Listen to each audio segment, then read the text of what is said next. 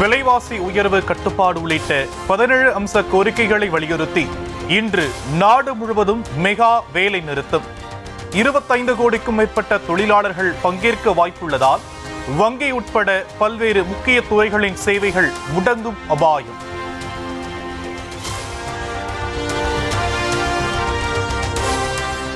மத்திய அரசுக்கு எதிராக பொது வேலைநிறுத்தம் அறிவிக்கப்பட்டாலும் தமிழகத்தில் அரசு பேருந்துகள் வழக்கம் போல இயங்கும். முக்கிய தொழிற்சங்கங்களின் ஓட்டுநர்கள், நடத்துனர்கள் வேலை நிறுத்தத்தில் ஈடுபட்டாலும் பேருந்து சேவை பாதிக்கப்படாது.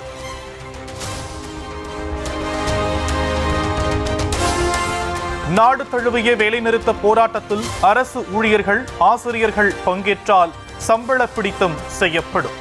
பகுதி நேர ஊழியர்கள் வேலை நிறுத்தத்தில் பங்கேற்றால் பணியிலிருந்து விடுவிக்கப்படுவார்கள் என தலைமை செயலாளர் முருகானந்தம் எச்சரிக்கை.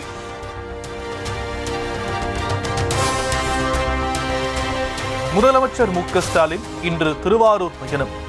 2 நாட்கள் கள ஆய்வு மேற்கொண்டு மக்களுக்கு நலத்திட்ட உதவிகள் வழங்குகிறார்.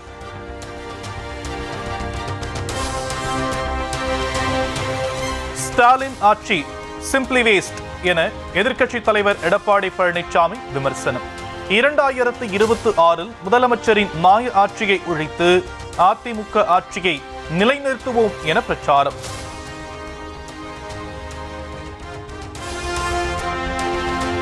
கொள்ளையடித்த பணத்தை வாரி இறைத்து கோவையில் வெற்றி பெற்றுவிடலாம் என திமுக நினைப்பதாக இபிஎஸ் குற்றச்சாட்டு. கோவை மக்கள் ஒருபோதும் விலை போக மாட்டார்கள் என உறுதி. வாரி இறைத்து கோவை மாவட்டத்தில் வெற்றி பெற்றலாம் என்று கனவு காண்கின்றார். ஒருபோதும் கோவை மாவட்டத்தில் இருக்கின்ற மக்கள் அதற்கு விலை போக மாட்டார்கள் என்பதை நேரத்தில் அவர்கள் நினைவு கொள்ள வேண்டும். திமுக 4 ஆண்டு கால ஆட்சியில் 4,38,000 கோடி ரூபாய் கடன் வாங்கியதாக இபிஎஸ் குற்றச்சாட்டு. 2021ஆம் ஆண்டு வரை 5 லட்சம் கோடி ரூபாய் கடன் தான் இருந்ததாகவும் விளக்கம். தமிழ்நாட்டுடைய கடன் ஆனா திமுக ஆட்சிக்கு வந்து 2021 25 வரை கிட்டத்தட்ட 4 ஆண்டு காலத்தில் திராவிட முன்னேற்ற கழக அரசு, ஸ்டாலின் மாடல் அரசு கடன் வாங்கியது 4,38,000. இந்த ஆண்டு 1 லட்சம் கோடி கடன் வாங்குறாங்க. அப்படின்னா 5,38,000 கோடி கடன் வாங்கப்பட்டிருக்கின்றது.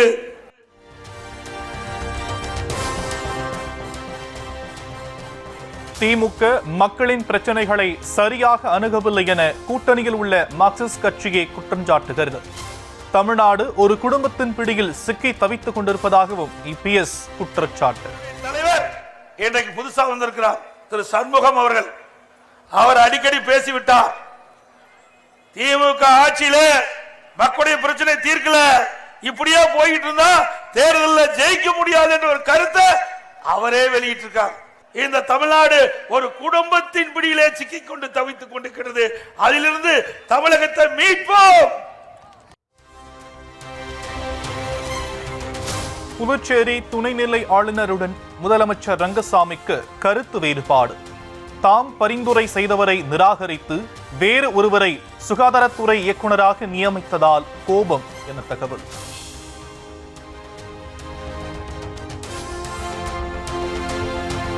தென் மாவட்டங்களில் நாங்குநேரி உள்ளிட்ட 4 சுங்கச்சாவடிகளில் அரசு பேருந்துகளுக்கு தடை. சுங்க கட்டணம் 276 கோடி ரூபாய் நிலுவைத் தொகை வைத்திருந்ததை எதிர்த்து நிறுவனங்கள் தொடர்ந்த வழக்கில் சென்னை உயர்நீதிமன்றம் உத்தரவு.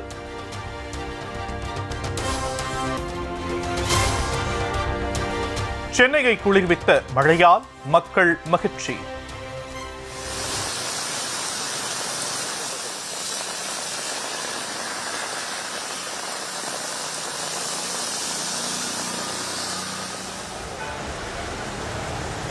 திருவள்ளூர் மாவட்டத்தின் பல்வேறு இடங்களிலும் கனமழை.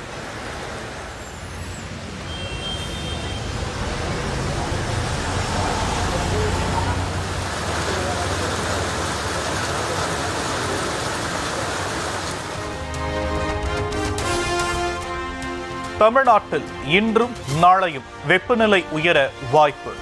ஒரு சில இடங்களில் மிதமான மழைக்கு வாய்ப்பு என வானிலை மையம் கணிப்பு.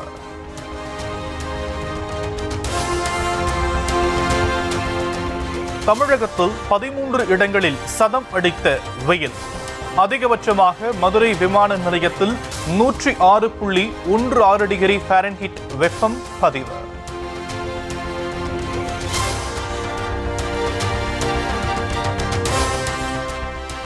ரயில் விபத்து நடந்த இடத்தில் கடந்த ஒரு வருடமாக சுரங்கப்பாதைக்கு மாவட்ட ஆட்சியர் ஒப்புதல் அளிக்காதது முதலமைச்சருக்கு தெரியாதா?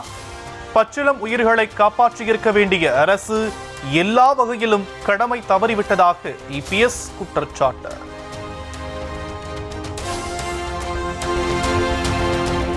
மொழி புரியாத வட மாநிலத்தவரை காவலரன் ஊழியராக பணிபுரிய அனுமதித்ததன் விளைவே 3 குழந்தைகள் பலியான முதன்மை காரணம்.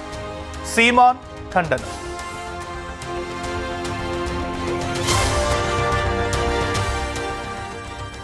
காதல் விவகாரத்தில் திருவாலங்காடு சிறுவன் கடத்தப்பட்ட வழக்கு. கைது செய்யப்பட்ட 5 பேரை 2 நாட்கள் சிபிசிஐடி காவலில் விசாரிக்க நீதிமன்றம் அனுமதி.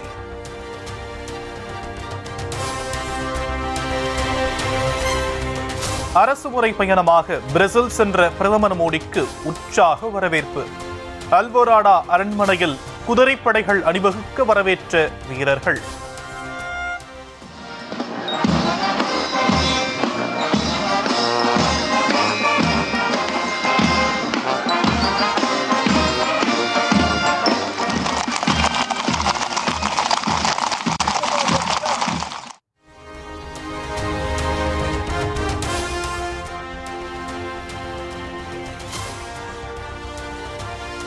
பிரதமர் மோடிக்கு பிரேசிலின் உயரிய விருது வழங்கி கௌரவித்த அதிபர். Pelo decreto número 22.165 de 5 de dezembro de 1932. Trata-se da mais alta distinção honorífica brasileira concedida a cidadão do Cruzeiro. தமக்கு மட்டுமல்ல 140 கோடி இந்தியர்களுக்கும் பெருமை என பிரதமர் நிகழ்ச்சி.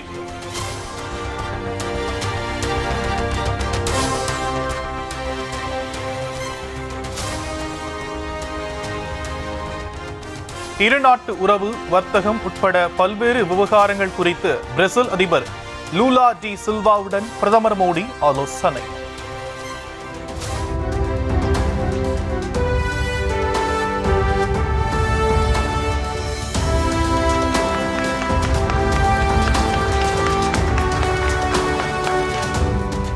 இருநாட்டு தலைவர்கள் முன்னிலையில் புரிந்துணர்வு ஒப்பந்தங்கள் பரிமாற்றம்.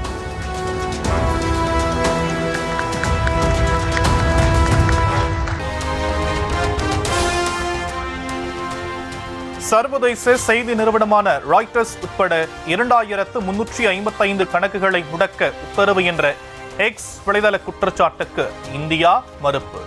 ஜூலை 3ஆம் தேதி எந்த புதிய தடை உத்தரவும் பிறப்பிக்கப்படவில்லை என மத்திய அரசு விளக்கம்.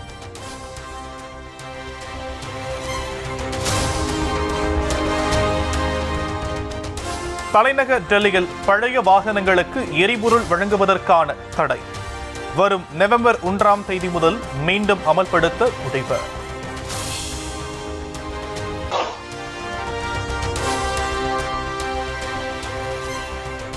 கேரள மாநிலம் கண்ணூர் பல்கலைக்கழகத்தில் எஸ்எஃப்ஐ அமைப்பினர் போராட்டம். தண்ணீரை பீச்சியடித்து விரட்டியடித்ததோடு போராட்டக்காரர்களை கைது செய்த காவல்துறை.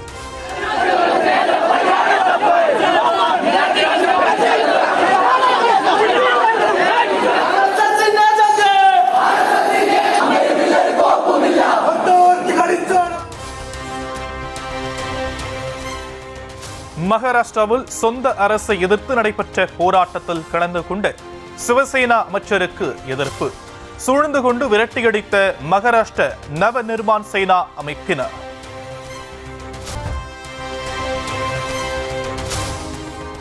ஏமன் நாட்டவரை கொலை செய்த வழக்கில் சிக்கியுள்ள கேரள நர்ஸ் நிமிஷா பிரியா வரும் 16ஆம் தேதி மரண தண்டனையை நிறைவேற்ற ஏமன் அரசு உத்தரவு.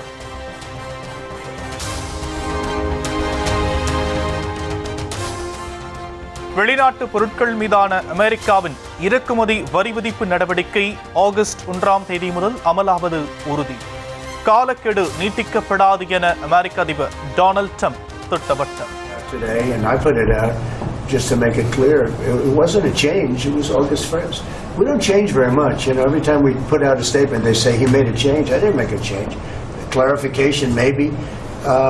No, August 1st they pay.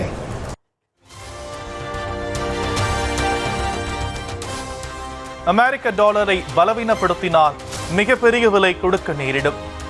India உள்ளடக்கிய பிரிக்ஸ் கூட்டமைப்பின் நாடுகளுக்கு அதிபட்சம் எச்சரிக்கை. You would lose the standard. You wouldn't have the dollar as you. And if we lost the world standard dollar, that would be like losing a war, a major world war. We would not be the same country any longer. We're not going to let that happen. The dollar, you ever hear the expression, dollar is king? Armenia சர்வாதிகாரத்தின் கோட்டை என கூறிவிட்டு நாடாளுமன்றத்தை விட்டு வெளியேற முயற்சி. ஆளுங்கட்சி மற்றும் எதிர்க்கட்சி எம்பிக்கள் இடையே மோதல் வெடித்ததால் பரபரப்பு.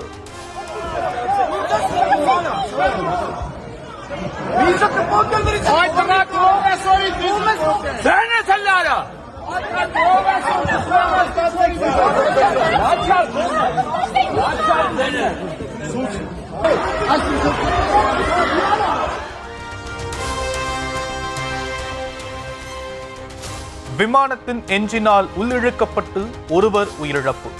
இத்தாலியின் மிலன் விமான நிலையத்தில் பரிதாபம்.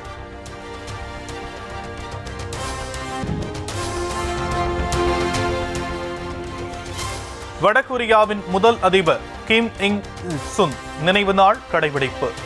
தாத்தா நினைவிடத்துக்கு சென்று அஞ்சலி செலுத்திய வடகொரிய அதிபர் கிம் ஜாங் உன்.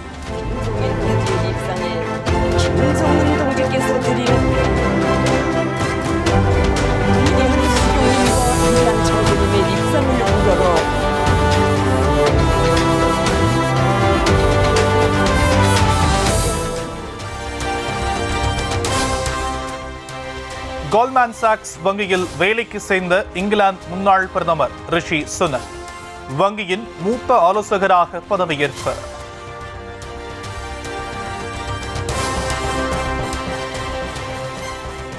சீனாவின் டியாங்யாங் விண்வெளி ஆய்வு நிலையத்திற்கு 6 டன் பொருட்களை எடுத்து சென்ற சரக்கு விண்கலம் பணியை முடித்துக் கொண்டு வெற்றிகரமாக பூமிக்கு புறப்பட்டது.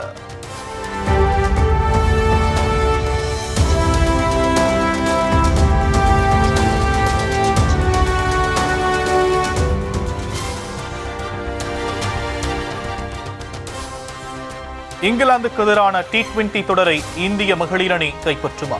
பர்மிங்ஹாம் மைதானத்தில் இன்று நடைபெறும் 4வது ஆட்டத்தில் இரு அணிகளும் பல பரீட்சை.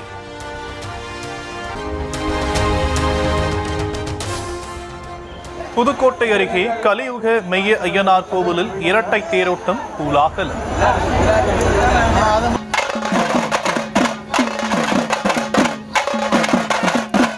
கண்கவர் வான வேடிக்கைகள் முழங்க வீதிகளில் ஊர்வலம்.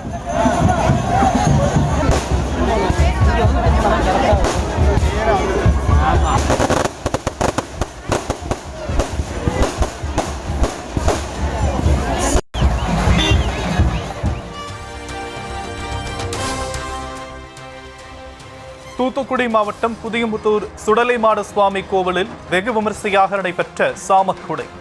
நள்ளிரவு சாமி வேட்டைக்கு சென்றதை அடுத்து திரளான பக்தர்கள் சுவாமி தரிசனம்.